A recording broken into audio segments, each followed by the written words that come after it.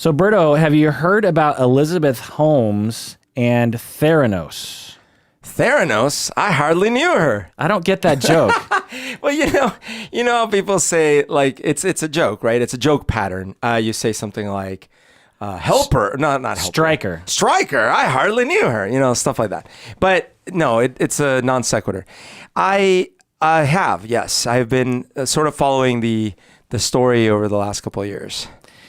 Yeah, so I thought we would talk about, a lot of people are asking us to talk about Elizabeth Holmes, what sort of diagnosis she has, and so I thought in this episode we would go into that. What do you say?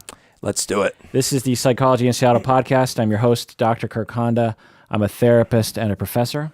My name is Humberto Castañeda. I do DNA analysis. No, you don't. So I just remember hearing about this story over the years, because it's been going on for over 10 years.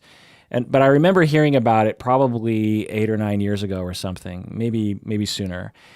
I listened to podcasts about science, and if I remember right, they were talking about this claim that this company had this device that could, to me, the way I had visioned it in my head was that it was like an iPhone size. Right. It's actually like a printer size, or a desktop computer kind of size. Yeah.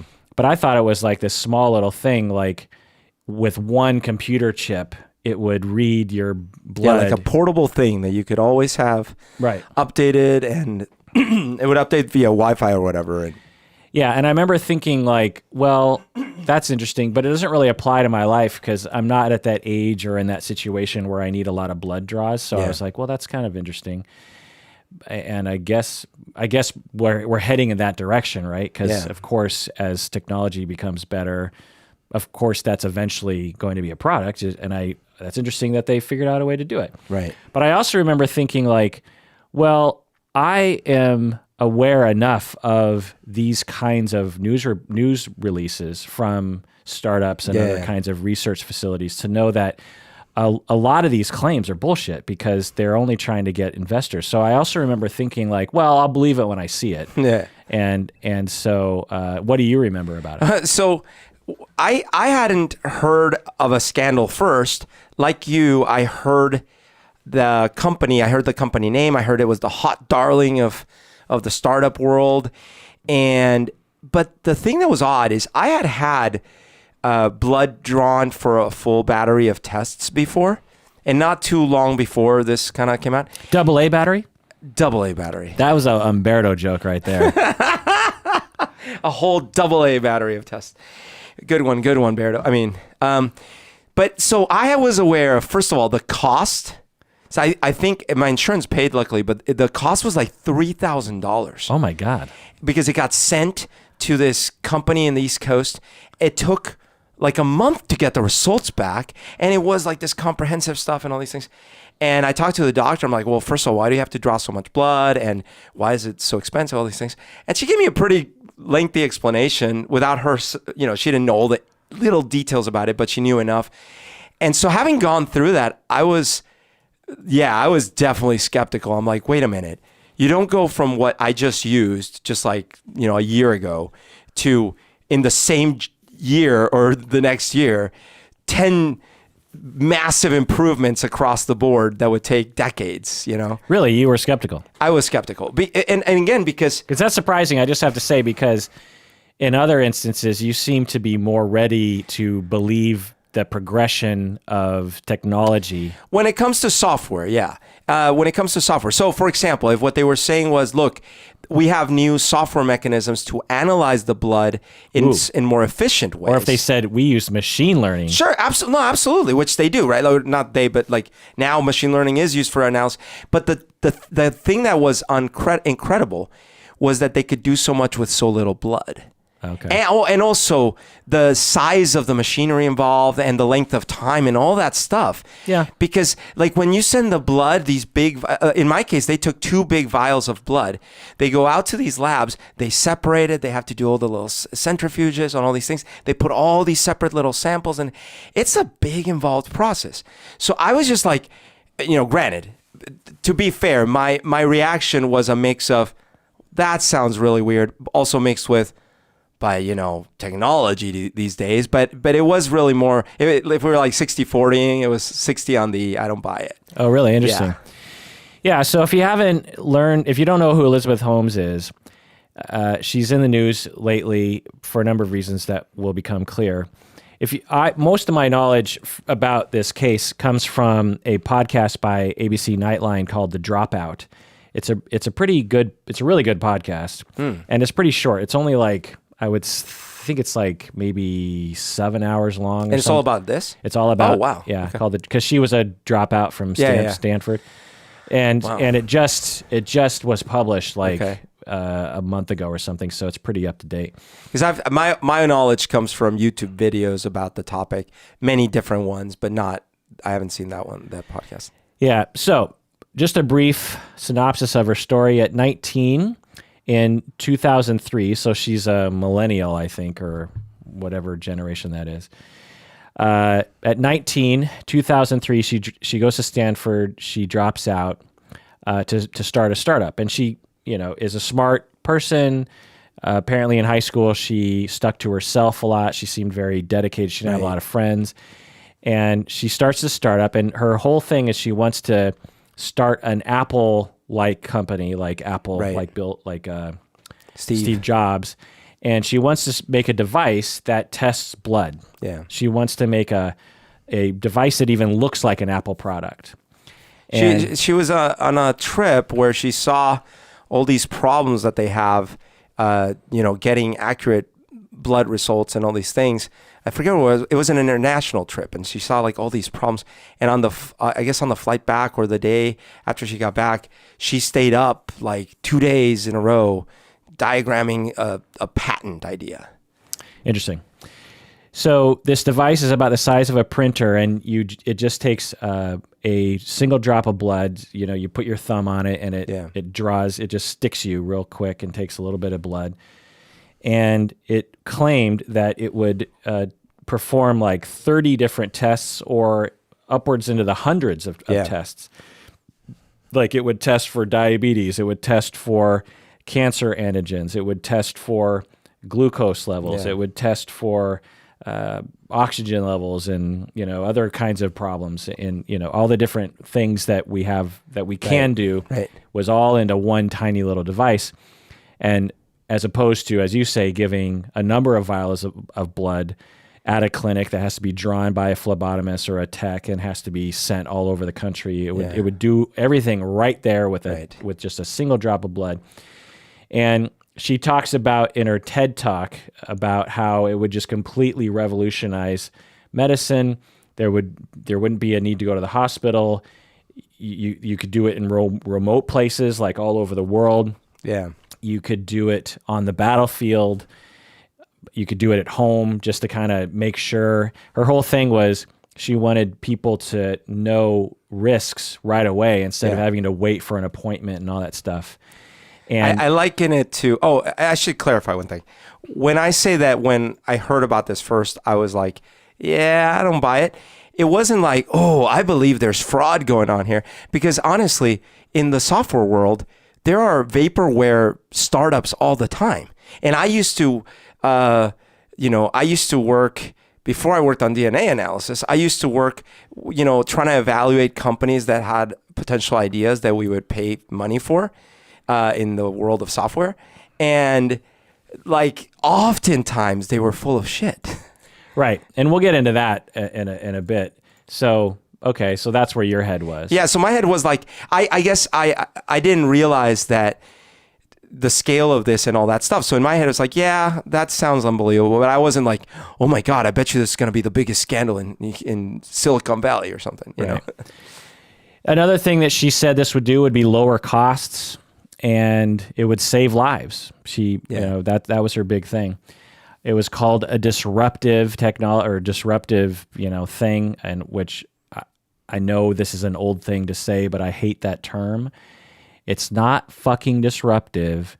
It's a product that you're trying to sell because you want to make money. It's disrupting everything. It's not and plus, like, isn't disruption a bad thing? Like, you're being a dick.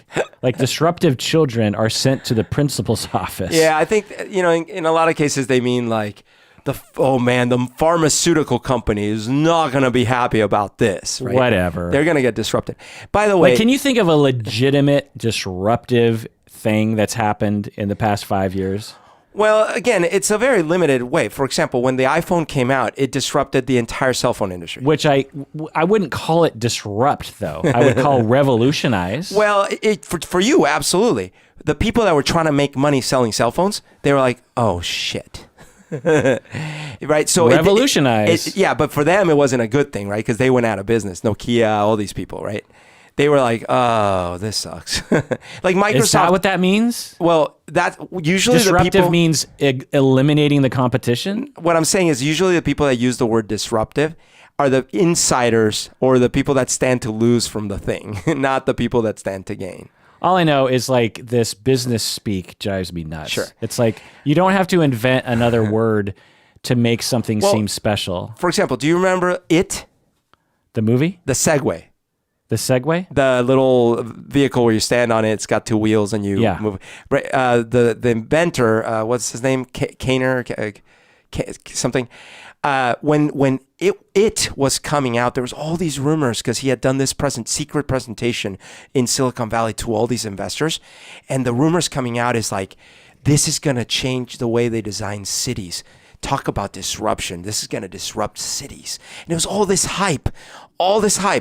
And then when it was finally revealed, a lot of us common folk were like, oh, that's kind of neat. You know? Right. That's my point. It's like, one, use a different word. And two, when you're using the word, you're usually completely bullshitting. You know what I mean? Totally. It's like especially in the tech world, arguably there are 500 new things that happen every year that are disruptive, that are pretty new. Yeah. You know, it's a new way to encrypt video, a new way to send data packets in a more efficient way, a better way to configure your microchips. So, and I guarantee you the engineers are not framing it as disruptive. They're saying it's another way to do something. It's a better way to do something. A better way, yeah. That fucking marketers will say it's disruptive because it's a new thing to say. It's well, the other thing, by the way, that smelled a little funny is that when this guy that I was talking about was coming out with this Segways, that wasn't out of the thin air. He was an inventor already, had invented many things, had many patents to his name, all these things.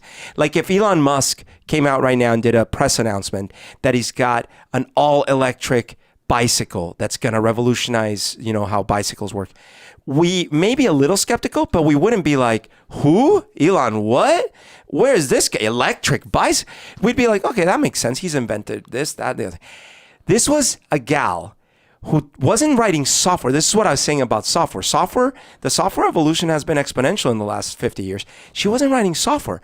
She was promising all these advances in chemistry, in machinery for analysis of blood. Like, did she invent all this machinery? How did she have all this knowledge? Right. So when we look more closely, as very few people in the public were, the whole thing seems absurd, particularly 2020 looking back. So going into more details, by the time the company gets to 2013, they have almost $1 billion from investors.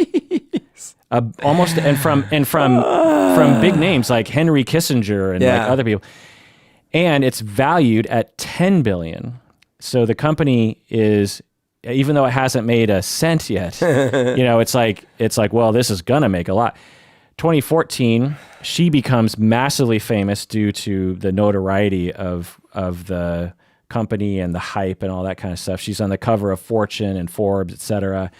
Forbes recognized her as the world's youngest self-made female billionaire. Right. She is estimated to have a net worth of $4.5 billion.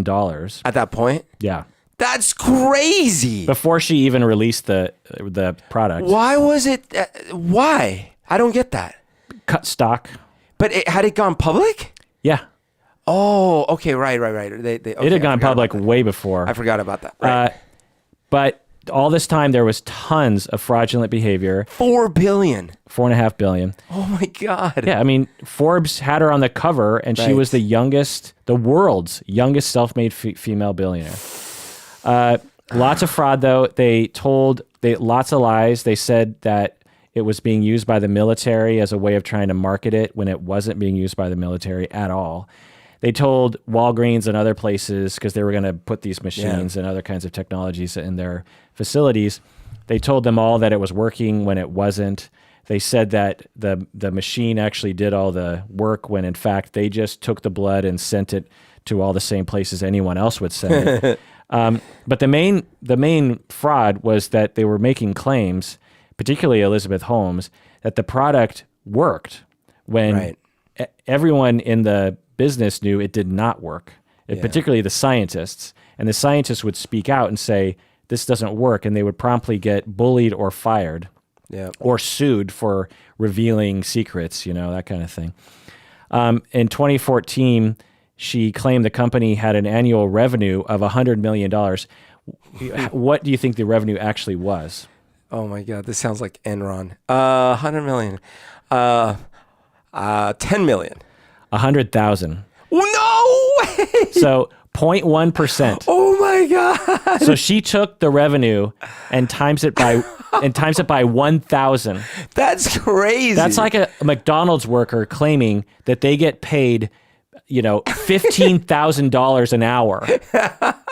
So basically, I was comparing it to Enron. This makes Enron looks like they're the most honest bunch in the room. To me, I'm surprised they even had revenue at all because they had nothing to sell. Sure.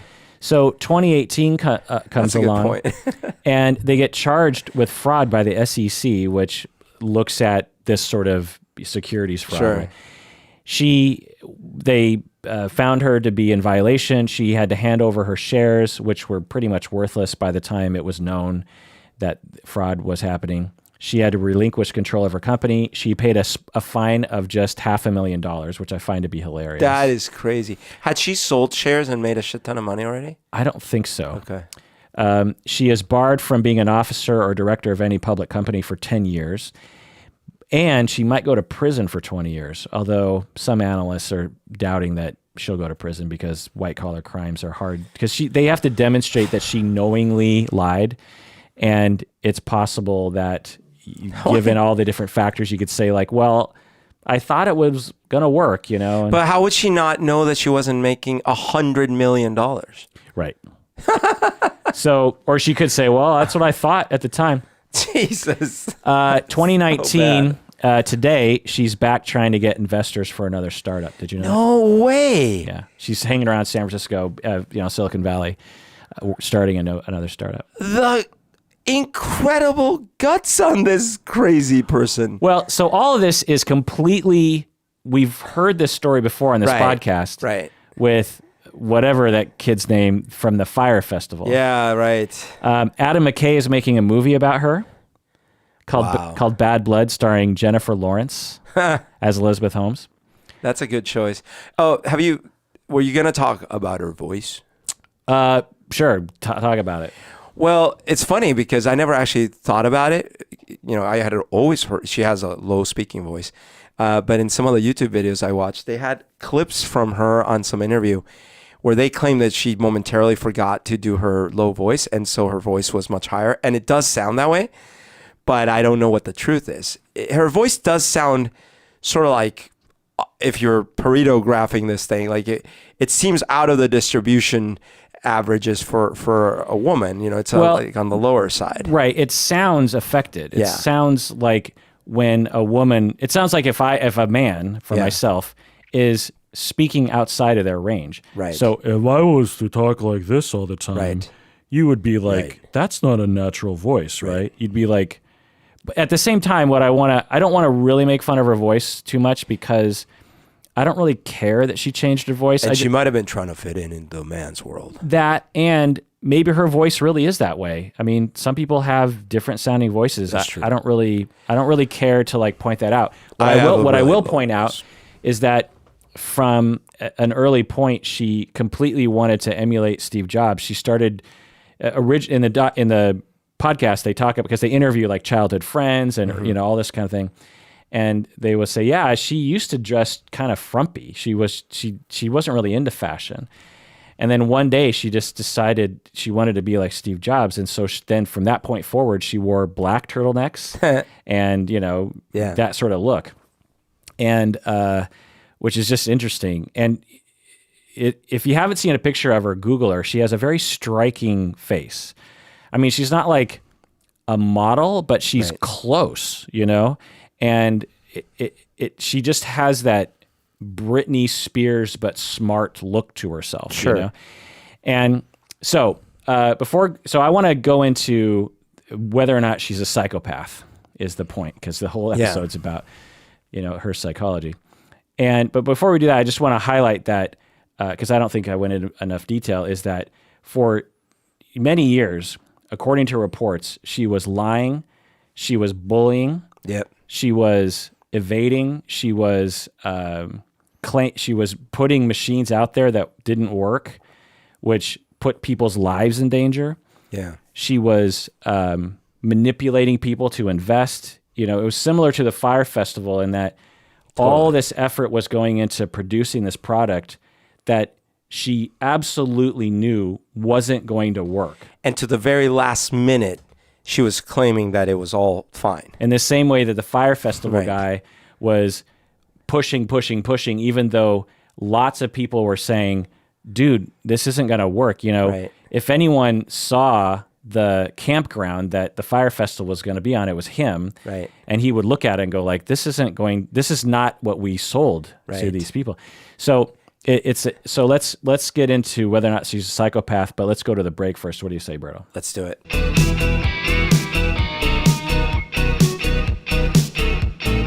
All right, we're back from the break. If Elizabeth Holmes, in her voice, were going to convince people to become a patron of their podcast, what would she say? I want to ask you all a favor. We are doing this to change the world, one patron at a time.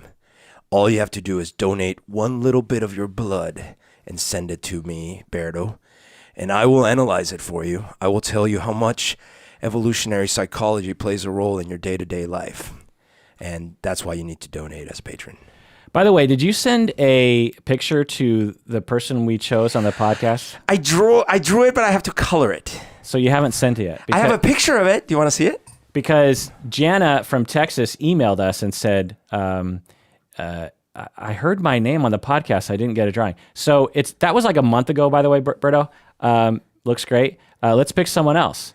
All right. Let's pick one of our two top patrons. Let's pick one of our big patrons here who is in our $20 range. Okay. So give me a letter of the alphabet, Berto.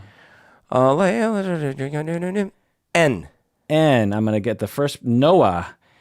Noah from Los Angeles, you are going to get a picture drawn by Humberto. I better speed up my process, though.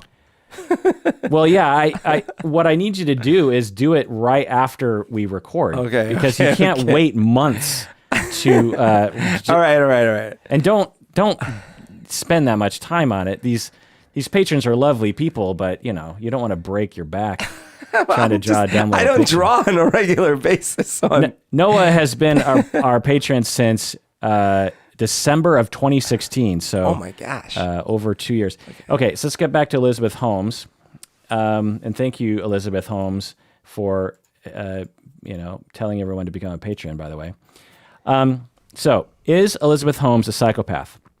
Well, we're going to look at the term psychopath is defined in lots of different ways. Some people consider it to be the same as antisocial. Right. Some people don't. Some people think of it in the old terms of the personality disorder. Some people think about it in the Hare conceptualization. We're going to use the Hare conceptualization. That's the dominant definition. The 20 items on the Hare checklist. Isn't it generally a super genius who eats human flesh? Yep. So she's not a psychopath, so we can move on. So we'll just go through the list. And of course, I can't diagnose her as a clinician because I've never assessed her. Everything we're about to say is from a podcast. I haven't talked to her. All of this could be lies, or at least, wildly off the mark. This is just for educational purposes of psychological concepts and how to learn about them. Sorry. I just realized she is potentially a super genius, and maybe she was using all the little pinpricks of blood as her way to be a cannibal without actually consuming flesh. Maybe that's why her voice was so low. That could be. Yeah. So number 1, pathological lying. Berto, what do you think? Yeah. I mean, yes, definitely. You're right. 10 out of 10. Well, so the evidence is that, I'm guessing you're pointing at, is that she lied about her products over and over and over again. Yes. And how much money the business was making and all that. Well, I guess one thing that I don't know if there's evidence for is whether she also did the kind of like unnecessary lying. Right. And there is. Okay. So when you listen to the podcast, they talk about incidents Okay. where she would do that. Like one time her employee was emailing her, a higher up employee, Okay. and she emailed back and she's like, "Oh, I'm not in the office today. I'll talk to you tomorrow." And through a window, he can see her In the office. and he goes to her and he's like, "You just lied to me. Like you can't." And this was not the first lie. Right. This was just maybe the first really obvious lie that he could just walk down the hall and confront her on. And he's like, "Why are you lying all the time? Like you can't run a business like that's so important. You can't run a startup and like get people to trust you if you're just going to lie so weirdly." And she like really did not like that, and followed him back to his office and like was very intimidating and trying to put him in his place.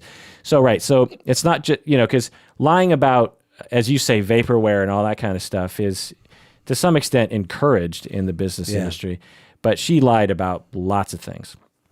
And then, her voice could also be considered kind of like a deception. Sure. Number 2, glib and superficial charm. Berto, what do you think?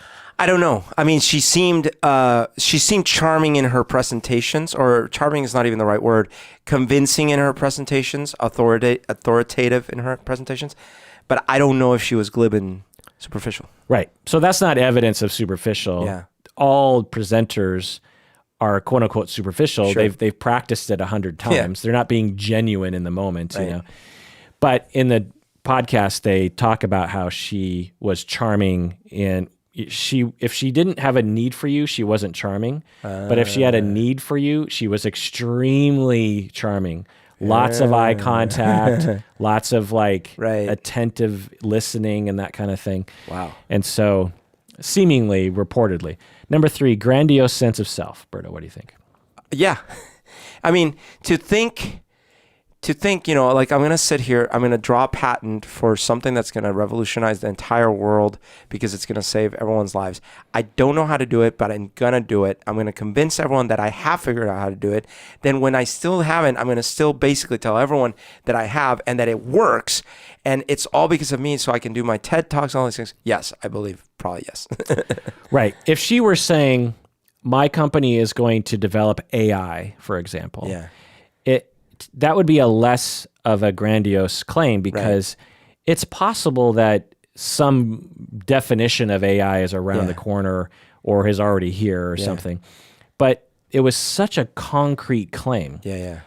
Even at the low end, they were saying 30 different tests that a standalone device without any connection to the internet or any need from outside help, this tiny little box could give 30 different accurate blood tests from a drop of blood, and is present now, is like ready to go now. But by the way, is grand, or even just as she was thinking she would before she even had the product. Right. The idea that she's going to, just because of her own willpower, is a grandiose claim. Right. And I don't know if they covered it in the podcast, but how did the ball even start rolling downhill in the first place? Because I get it when there's a hype and now there's a snowball and things like that. But like with the first investor, she goes and says, hey, I believe I can solve 10 different hard problems all at once. How did that even get started? Well, it's hard to know exactly because there's a long story with lots of different players. Yeah. But one of the main plot points is she goes to this old guy. I think his name's Graham, and I think he used to be a Secretary of State or he was some important guy. And I think he might have even been a friend of the family. I think she grew up in a wealthy neighborhood. Okay. And so she was connected in that way. And so somehow she goes to this influential guy who has money and knows a lot of influential people. And if it's one thing, if you've seen interviews with Elizabeth Holmes, even when she's being cross-examined, Right. she comes across as an intense person. Right. Yeah. Extreme eye contact. Right. Precise language. Yeah. Convincing rhetoric. Right. So at 19, I think, she goes to him, 20 or something, and is, the way she talks, and she had, like you said, she had done enough reading to speak with some authority. She's talking to someone who knows nothing about the technology. Okay. The person and everyone else that was on the board subsequently after that knew nothing. Which is another red flag. So then eventually, what caused the House of Cards to fall was because of the massive notoriety that she got from Forbes and Fortune and all the media talk. Right. Because there's lots of other businesses like this, by the way. Hers is just, Theranos is just became a target because they had so much press that medical people started looking into it, going like, well, wait a second, like, where's the research? You're claiming it's already being used by the military. It's in Walgreens stores. Show me the papers. The papers, the last decade of papers Right. that would have had to lead to half of this product. Right. So then other people, and then the press started going, because the only people who would know the right questions to ask would be medical researchers. Right. And they were kind of silent up until a certain point. And then the press gets involved, and then the SEC got involved. But for a long time, Wow. And she made sure that she kept all the different players separated. So she made sure that the scientists who were actually working on the product didn't talk to anyone else. She was like R. Kelly in this way, and it's like everyone was made, siloed. Yeah, like the R. Kelly documentary. They talk about how the dancers couldn't talk to the singers, who couldn't talk to the musicians, who couldn't talk Weird. to because he just knew, and Elizabeth Holmes knew that if the marketers and the investors talk to the scientists, this whole thing's going to fall apart. If they compare notes, it's over. Right. Not only compare notes about her and the way she Right. treats everybody, but also just like the facts of the product. And so all these people, you had like the Waltons and like all these there's a lot of Republicans actually investing. All these people knew nothing about the medical industry. And if they had one medical person in there, they would have been like, so by the way, has anyone actually seen the research that's peer reviewed, that is not biased, that's not an in-house researcher? Because until we see 10 years of that, we can't actually, the FDA is not going to even begin to look at this until we have like at least 3 years of trials by outside sources and blah, blah, blah. I didn't have that perspective when I first heard about this. For some reason, that didn't dawn on me. Because now that you say it, that's so obvious. Where's the research, right? But you would have thought, hearing the news stories, that had been done. That probably is true. Although even then, I guess my mind wasn't even going there. Like, I suppose there must be research. You know what? What did occur to me though, and this is, I think, why I just was like, this sounds weird, is that when I watch a sci-fi movie, especially in the last decade, the thing that always bugs me lately is that the cities are so advanced. And I look around and I'm like, damn, this city is like designed 100 years ago. And mostly it's going to stay that way. Right. If you took a picture of Seattle and sent it back in time to 1963 and said, what year do you think this is? Right. They'd be like, 1965? Right. Surely not 1970, because by the time 1970, we're going to be like in flying cars. Right. We're almost on the moon. Like, surely like not 2019. Like 2019, we're going to be like energy beings. And floating it to Jupiter and shit. Right. Like we're not going to have potholes and curbs and cigarette butts and cars with wheels, and surely that's not going to be. So that same line of thinking is what I've come over, like I said, like over the last decade or so, I've come to this conclusion that software is the thing that right now in our history is evolving very fast, because software sort of is new anyways. And so because of that, it started from zero and it's just been accelerating.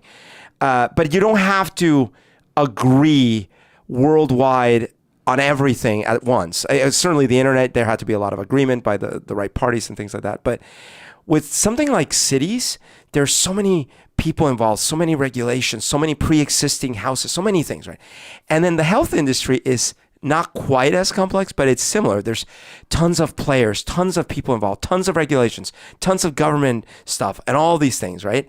Coupled with the fact that, I remember when I would go to the doctor 20 years ago and now, and I'm like, things are sort of the same, give or take a few things. So that's why I was like, this doesn't seem like, how could you have evolved so quickly in this field? Yeah. I mean, having said that, we've made tremendous invisible advances, say, in cancer research and other kinds of things, but they're right. they're not visible. Well, but even take that, like the DNA was sequenced in the 90s, right? Yeah. And that was an example of how software accelerated way beyond anyone's expectations, right? Because it started, the prediction was it was going to take like 30 years. Then it was like, oh, we might be done in 20 years. And then they were done like in a decade or something, right? Yeah. Great. And then a lot of things were like, well, now we're going to be able to sequence the genes, cure all these diseases. And it's like, well, that part takes a long time too, right? Right. And what you're saying about cancer, I remember 15 years ago seeing some news article about like, finally, they found some virus that can kill cancer cells. I'm like, oh, great. Cancer, 5 years, we might have a cancer. No, it's like these things take forever. Well, and there have been incremental medical advances Right. by very hardworking people with a lot of outside, replication and research before they actually use it on humans and try it on humans, that each individual type of cancer has had, slowly but surely lower rates of death, faster recovery, more precise treatments. Right. And to your point, with tons of papers Yeah. and research. Like just most people know that with HIV, it's not a death sentence anymore. Yeah. But it absolutely was until I don't know, the year 2000-ish, around that time. And that's because, and there was no inventor like Elizabeth Holmes who came out and cured HIV. It's been thousands upon thousands of researchers all over the world making tiny little advances and tweaks to the medications and the blah blah blah, that eventually now, for the vast majority of people with HIV, they can live. Right. They don't die. Anyway, so getting back to the hair psychopath measure, grandiose sense of self. So we can look at the things on the surface, but again, in the podcast, they talk about how at an early age, when she was just a priest or like a 7-year-old kid, she talked about how she was going to invent something great. That's all she talked about. So something about her family made it so that she felt that she needed to have a grandiose self in order to have some self-esteem. Right. She thought she was going to be the next Steve Jobs when she was 19 years old, even though she had no product. Steve Jobs had a product. Yeah. Before Steve Jobs was Steve Jobs, he was just a loser in a garage, but he actually was doing some interesting things, with breaking into get free long distance and actually working with Wozniak and making boards and stuff. Yep. I mean, there was a thing that he was making, and I'm sure he had dreams, but he wasn't like the Steve Jobs that he eventually became, So from a very early age, again, hard to tell, but you were just looking at it through very limited data, but it seemed like she had a consistent personality trait of a grandiose sense of self. She didn't have friends, which is another kind of indicator of narcissism and psychopathy, in that in high school she couldn't really relate to other people. She might not have actually wanted to have friendships. Narcissistic people tend to be very independent. They feel superior, but they also really are afraid of relationships because relationships have hurt them in the past. And so people have a grandiose sense of self because it's a defense against a lack of self. And it's a defense against not only low self-esteem, but almost no self-esteem. Wow. The fantasy distracts them and gives them some sense of self-worth. Number 4, need for stimulation. What do you think, Berto? Oh, interesting.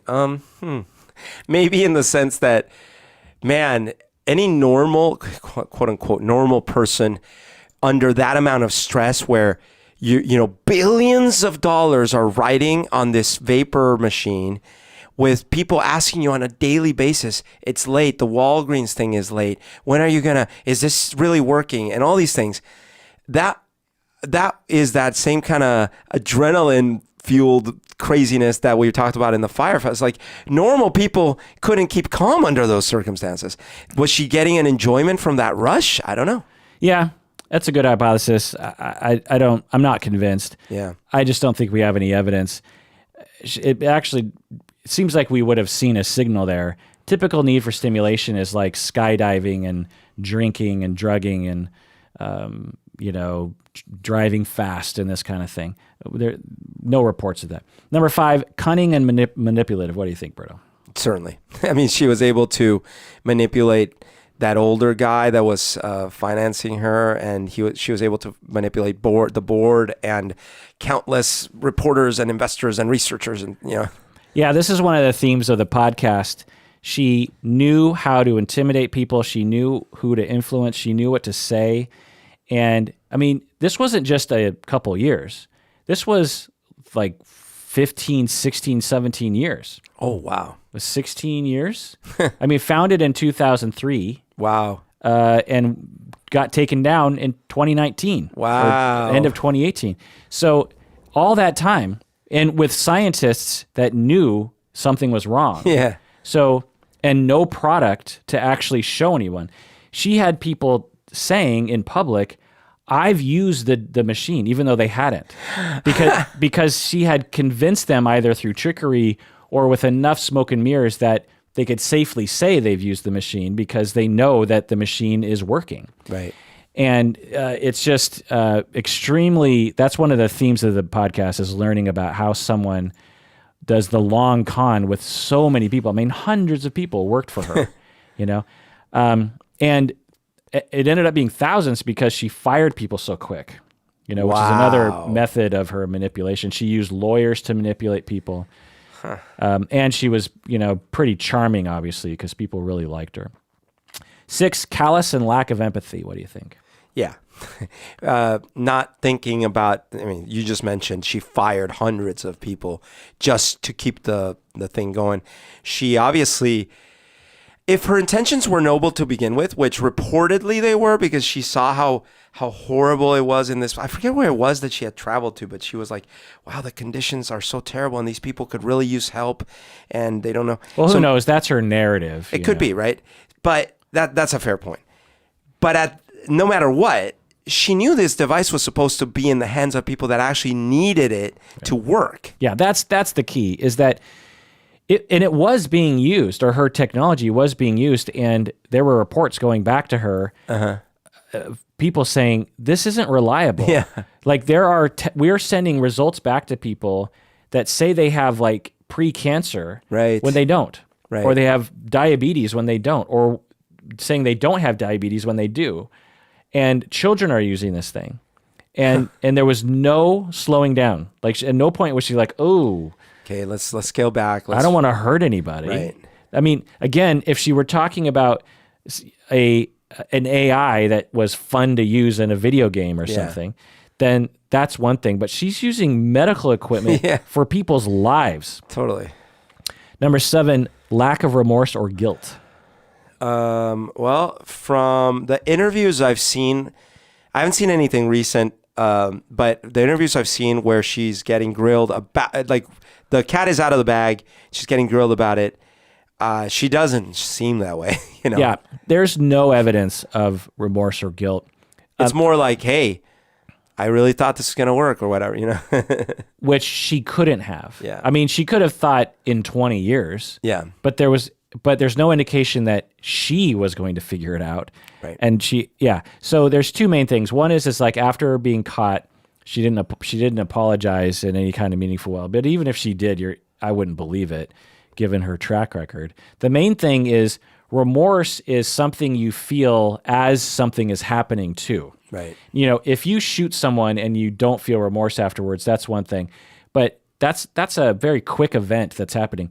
Her transgression happened over longer than 10 years. Yep. You could at least say there were good 5 years there where every day, and all she did was this business. Like, she didn't do really anything else. She 24/7. This is all she didn't really have a life outside of this business.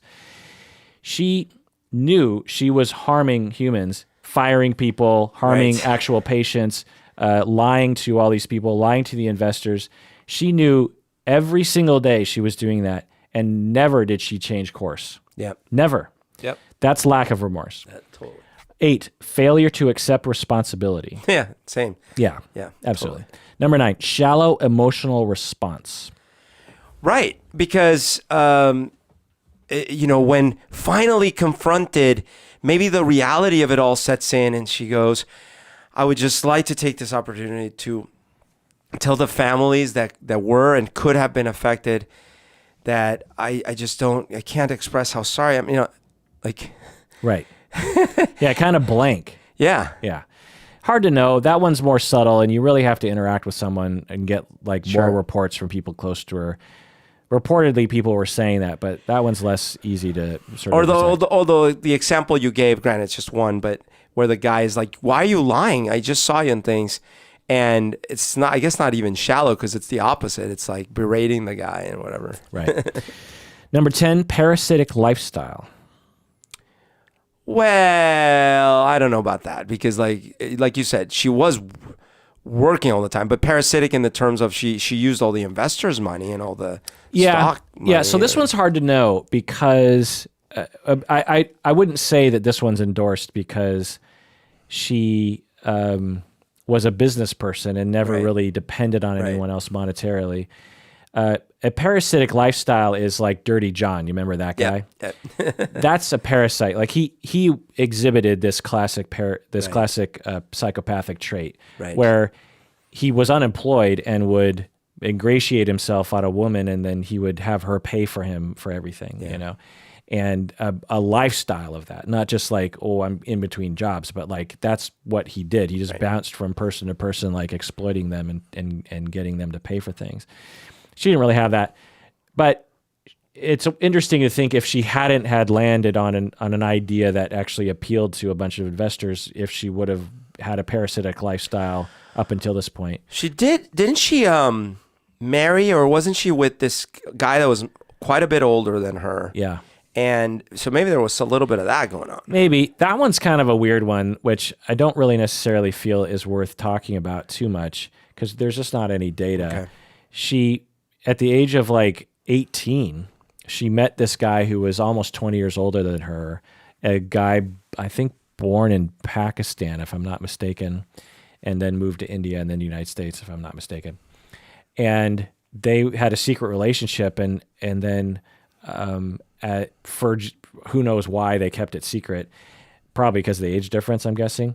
But we've talked about before, it's like we don't want to shame age difference in relationships.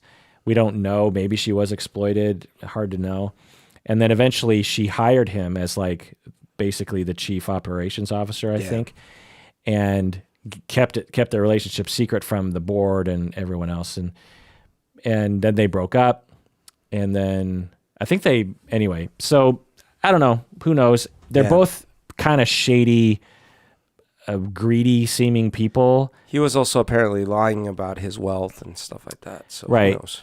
Yeah, and he like drives a Lamborghini that has like a license plate that says something like Das Capital, which is a Das Kapital. reference to Marx. Yep. Which is like, is he mocking Marxism or something? Yeah. I don't know.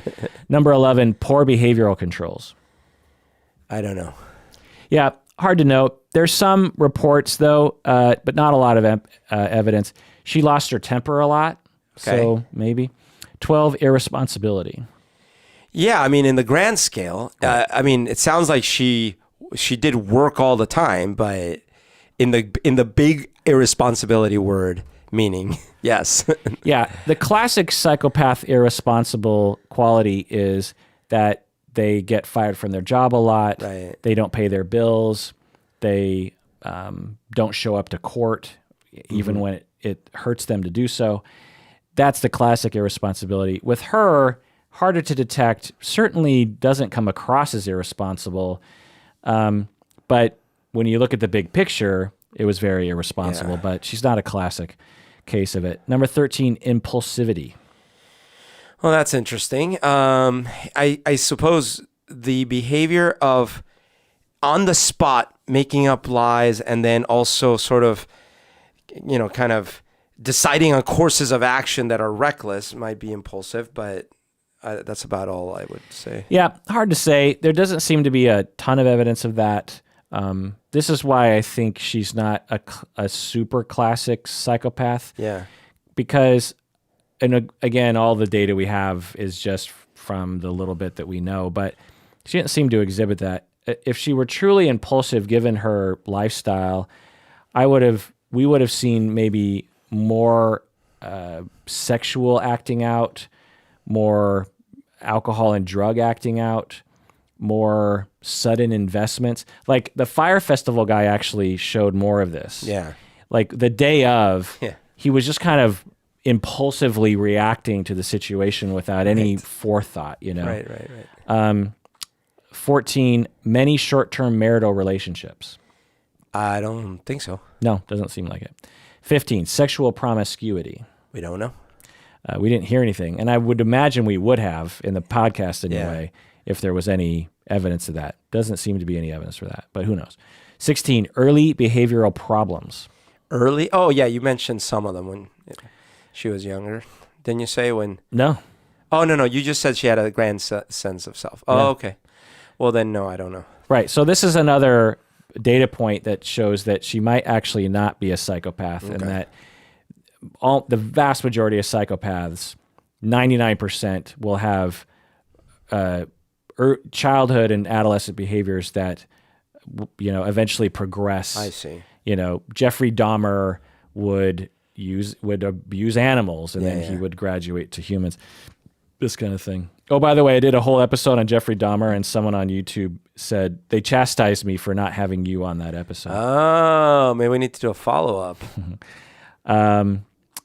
So, but who knows? But they did talk to some of her friends growing up, and they were like, "No, she was totally normal." Oh, sorry, you did the dark tetrad or whatever. Yeah, right. I mean, I am sad I wasn't on it, but I want to hear it because it sounds fascinating. Yeah, I thought it was. I didn't do a super deep dive, but I did a mini one, and I didn't realize how interesting that case was actually. Yeah. Lack of realistic long-term goals. Yeah. Yeah, I mean, what were her long-term goals? I guess it was, I'm going to make $1 billion or more and change the world, and I don't have any way to do it, but I'm going to do it.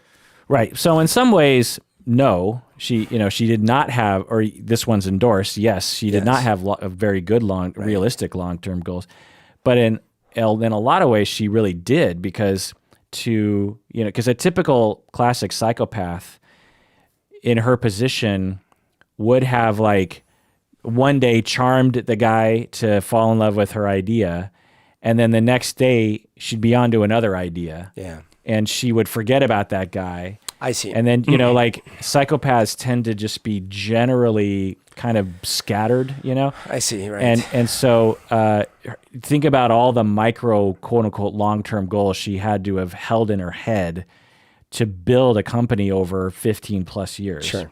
Yep. You've got to think, okay, we need this capital. I need to, make sure I trick the public in this way. Yeah. I need to develop my TED Talk. I need to talk to the lawyers. I need to, there was a lot of things that she did that exhibited, but the key here is realistic long-term goals. Yeah. So I don't know. 18, juvenile delinquency. Not that I know of. Right. There's no evidence. We could be, not given information because her and her family aren't talking to the press about such things. 19, revocation of conditional release. This is not applicable because the hair measure is for prisoners for the most part. And 20, criminal versatility. I guess so, because I mean, she was able to break a ton of laws seemingly without batting an eyelid. I guess so, but again, the typical criminal versatility is they assault people, they rob people, they sell drugs, they break into cars. Oh, I see. They vandalize, they use bad checks, they steal people's wallets and use criminal versatility, meaning they're just they're just generally criminal. You know what I mean? But it is interesting that we are so geared towards thinking of true crime is the poor people crime, right? Like someone who orchestrates a fake energy crisis in California and causes massive grid disruptions, including putting people's lives at risk and some deaths.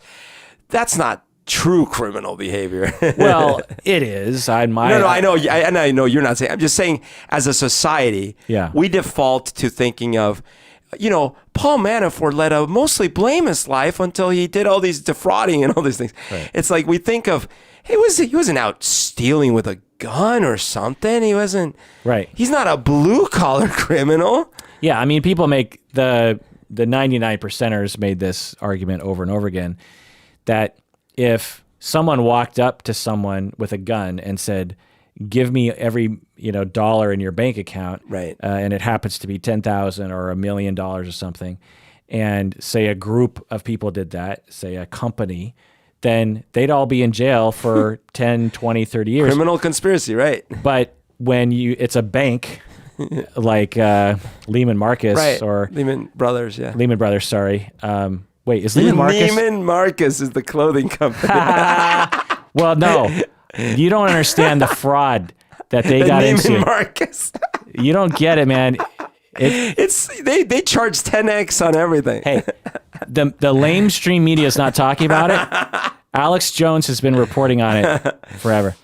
Okay, so my conclusion about the hair psychopath measure, based on the tiny little bit of information we can glean from the internet, so God knows if it's accurate, is I would put her at like the 40% range if I'm gonna put like Manson and those kinds of people at the 100% range. Right. I would say that she doesn't really fit the classic presentation, and but a key is that she emotionally abused people. Yeah. She manipulated people. She's very charming.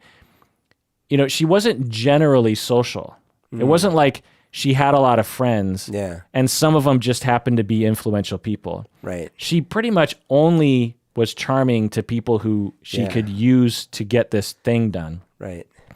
So that'll tell you something. And it's sort of that emotional shallowness where you're not really invested in other lives. You're not really warm. It's all being used. This lifetime of a grandiose sense of self, this lack of remorse and this taking this action. Because at some point, she could have said something like, "Okay, we have all these investors. Things aren't really working out. How about I figure out a way to sell this thing?" Yeah. And then I can say, well, I want to move on to something else. Yeah. And maybe I'll get out with like $1 billion. Right. Or I'll get out with $500 million. Yeah. But this thing, this is not going to end well. Yeah. It's either I do that, or I actually start having to like admit to people like, we don't have a product ready. Yeah. And we're definitely going to have it in 5 years. Yeah. I guarantee. I mean, because that's what a lot of these companies will do. Yeah. They will say, we have this new technology. We need people to invest. It's going to disrupt, blah, blah, blah, spurt. And, but they always say, we don't have a product yet, but I guarantee you we have prototypes that are very promising. Yeah. And in 5 to 10 years, that's always the phrase, we will have a product ready to go. I guarantee you. Right. We're on the cusp. We can't share that with you because we don't want to give away our trade secrets. Right. But we have patents. We have proven proof of concept. We have user studies. We have top-notch scientists working on it. We've had outside review. They've all checked it out. But never do they say, Walgreens, go ahead and buy these. Right. And the military is using them right now. Right. And go ahead and, actually start diagnosing You using have a it child with some health. Oh, use it. Absolutely. right. They don't do that. They don't go that far. Yeah. They do everything up to the point of actually using it in the wider world.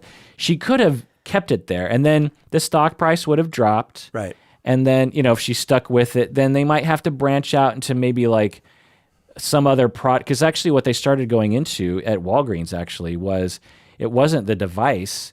They just created these little like Starbucks with, when you have a Starbucks inside a grocery store?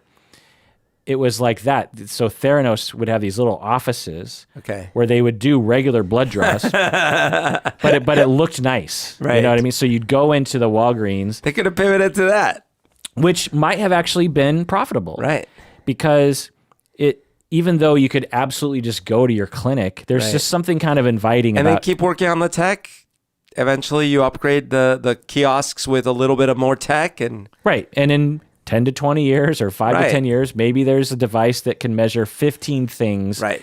And it costs, $1,000. You're just not worth $4 billion today. Right. So there's plenty of business. So she could have done that, but that's not what she did. Yeah. She stuck with the lie. Tripled down. She fired scientists. She bullied people. Yeah. She got rid of evidence. So she because the scientists were like, this machine has worked this many times accurately and this many times inaccurately. And she would tell the managers to get rid of the bad data and only report on the good data.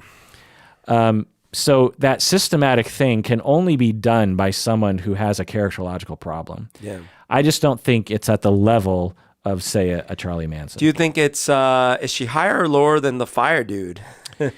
I would say she's lower because the fire dude, when you take the gestalt of the whole thing, plus his behavior after, when he started spamming everybody, which is just like more reckless. What's wrong? Yeah, that's less planning. That's the psychopath where it's like, what's wrong with you? Like you have something wrong with you. It's like it's so obvious because it's like you don't even benefit from this.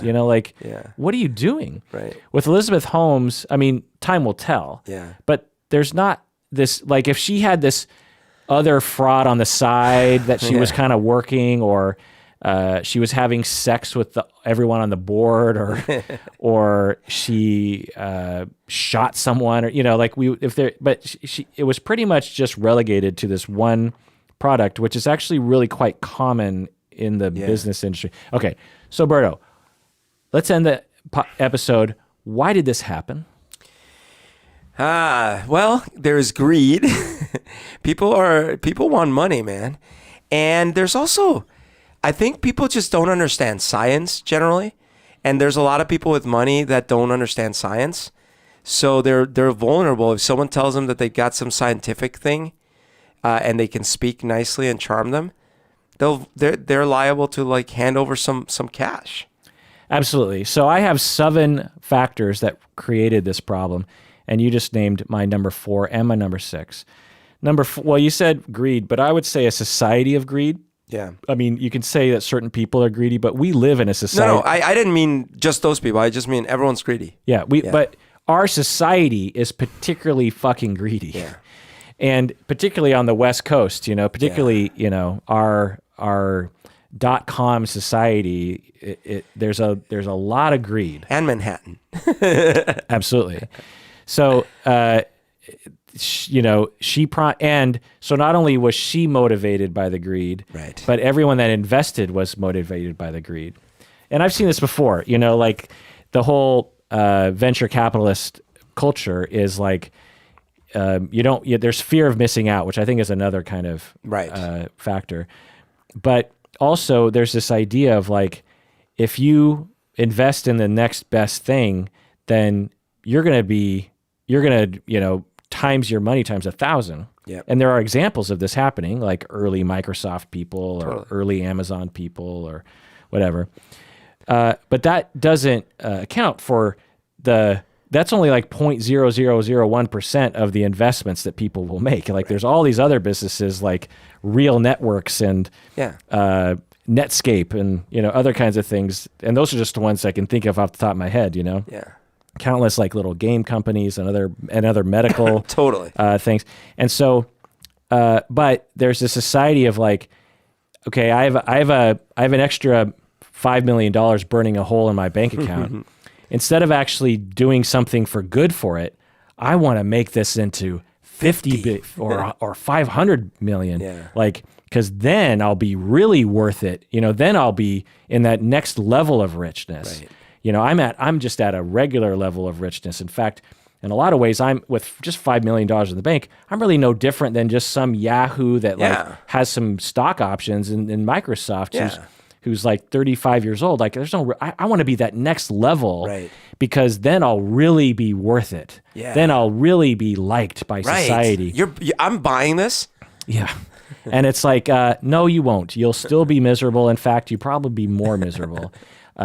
You boob, and this, you also brought up that this lack of scientific knowledge, right? The public and the investors and the media and people reading the media, like, vast majority of people couldn't detect that there was something fishy about the story to begin with, whereas the experts were just like, that doesn't make any sense, particularly. So on the podcast, they interviewed people hearing, like, this one guy actually is this Greek doctor who knew about this sort of thing, knew about lab tests of blood, who was like, well, the thing that tipped me off was that Theranos kind of sounds like a Greek word, and it kind of sounds like a combination of Thanos, which is death, and some other word which means like some other negative thing. He's like, it looked like two Greek words that, and someone who doesn't really know what they mean. And it's a medical company. Like,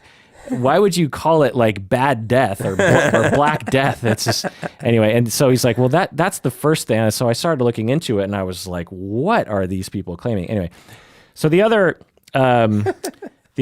factors that I can think of is we have a problem so not only with a culture of greed, but also a culture of capitalism. There's a problem in the culture of capitalism. So capitalism is fine, but we have to be reflective on the culture, and we also have to, as a society, account for the cons to capitalism. There's a lot of pros to a capitalistic structure, but there's a lot of cons as well. One of the cons is that people in a capitalistic mechanism are absolutely incentivized to lie. Yeah. If your lies trick people to invest, you can go from having $0 in your net worth to having $4.5 billion she did that by lying. Yeah. And she is not the only case of that. Right. She is not the only person who right now has millions upon millions of dollars in their worth. And in actual, because you can sell like if she sold like 5% of her stock, that's like $500 million right there. So it's real money. I will say one thing though, not to get too nitpicky here, but the system we have of general Wall Street system of investment isn't the traditional idea of capitalism. Because the traditional idea of capitalism is that if you have a free market of supply and demand, the things that have more demand, if you supply them, you will make hefty amounts of money, right? But because we have a stock market of speculation, what ends up happening is that the supply and demand is for lies and hearsay and theories, not for actual products that get sold. It would be the same if there wasn't a stock market. If they went directly to the public themselves, investors, blah, blah, blah, and said, please invest money in this. You couldn't sell that many units for real. You could if you were very good at selling something. I mean, it's happened, but then you're talking about like an Amway or something like that, I'm just saying, like, I get your point, but I don't know if it applies to this one as much because a lot, almost $1 billion was invested by people writing a check. Yeah, directly to, and I guess they would have bought shares, but if they didn't have that, they would have just written a check to her, which is essentially what they knew they were doing. Right, but this is what I'm saying, because a lot of critics of the stock market, they're not anti-capitalists. They say, in fact, the stock market hurts the free market system because what happens is you get into these hyped up companies that don't have products. Right. And there are probably more egregious examples than this one, because this one actually was trying, because some of these hyped up companies actually, it's just a press release or something. And they don't even have an office, anyway. So I've observed this culture, being in Seattle, we have a lot of quote unquote VCs. And I've actually worked with people who are VCs. I've worked with people who are brokers for VCs. Mm-hmm. There's this whole culture of lying in this world. It's, as you said, vaporware. Yeah. It's not just in software. It's in the business world in general. It's like there's just this expectation like, well, in order to get ahead, you have to lie. Like you say business is great when it's not. You say, research shows that our product is effective. Right. When it's not. You say, we have several prominent investors who are interested in our business model. Right. When you haven't had a single person interested. And what is interest anyway? Like someone can be interested without investing. People do that all the time. You say, there's no evidence that these two airline crashes are related or that we should ground planes. Yeah. And this is the capitalist system because especially in a legal world where you can't be consequenced for lying in that way, or there's an inability to police such kinds of laws.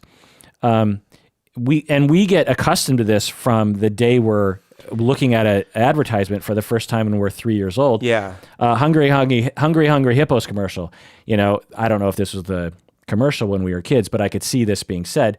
This is the funnest game ever invented. You'll never need to buy another game again for the rest of your life. We become accustomed. And I remember when I was a kid, I remember talking to my parents. I'm like, so these commercials are saying this thing, but that doesn't make any sense. And I remember my parents like really having to sit me down and saying, they're lying, or they're trying, they're exaggerating. And I remember actually being kind of wigged out by that. I was like, well, is that legal? Is it? I'm being taught all the time that lying is wrong. Right. And you're telling me that the TV is lying to me? And these people are doing it to thousands of people. Millions. How are they getting away with this? And I remember my parents just like, well, that's just the way it works. And I remember that being pretty heartbreaking because yikes. Because I grew up in church too, where it wasn't just like something you just didn't do. No, it was you like go to hell. It was like a sin to lie. It was God is watching. Right. And I remember being pretty upset about that. We don't have to have a society like that. We don't have to allow that kind of bullshit to happen. I don't know why I'm sitting here defending capitalism, but I will point out that you can have a capitalist system without that. Yeah. Yes, and that's fair. Because I was going to point out that in North Korea and in the Soviet Union and stuff like the greed and the lies were as or worse. Right. Right. You don't have this is a capitalist venture, this podcast. Yeah. We are trying to get money. We are providing a product, which is this podcast, for a lot of different, for the first 7 years, we did it at a loss. Right. So obviously we're willing to do it regardless. Yeah. But we don't make up stories of where I work or things like that. It's all on the level, people. So for example, I could lie all the time if I wanted to, right. And probably make more money, right? And get more hype. I could claim certain things. For example, with the scholarship that we just gave out, I could have not given out that scholarship. Maybe there was no scholarship, right? There's, no one's audited me as far as I know. Right. I just awarded another scholarship. This one was for $100,000. Right. So I wrote a check personally on my personal checking account for $2,000 for a scholarship, and I sent it in the mail to the recipient of the award. And I could have not done that. Right. And I could have made up a name and said I didn't have to show a picture. No one's checking, but that's not good business, because if you lie about that, you lie about other things. Eventually, now you're running from lies. Yeah.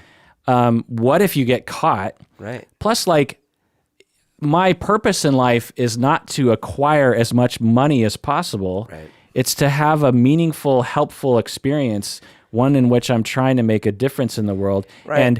And lying you would only do to manipulate people, right? Yeah, would you have lied for 7 years for no money? Right. Why are we sitting here lying to people? Right. What are we getting out of this? It's when you live in a capitalist culture and a greed culture and a materialistic culture, then all your goals are to make as much money. Yeah. It's not to have a meaningful life. It's not to have a fulfilling life. It is only to make money. And when you have that imbalance of values, then that leads to lying, which leads to us getting accustomed to lying, which leads to Elizabeth fucking Holmes. Yeah.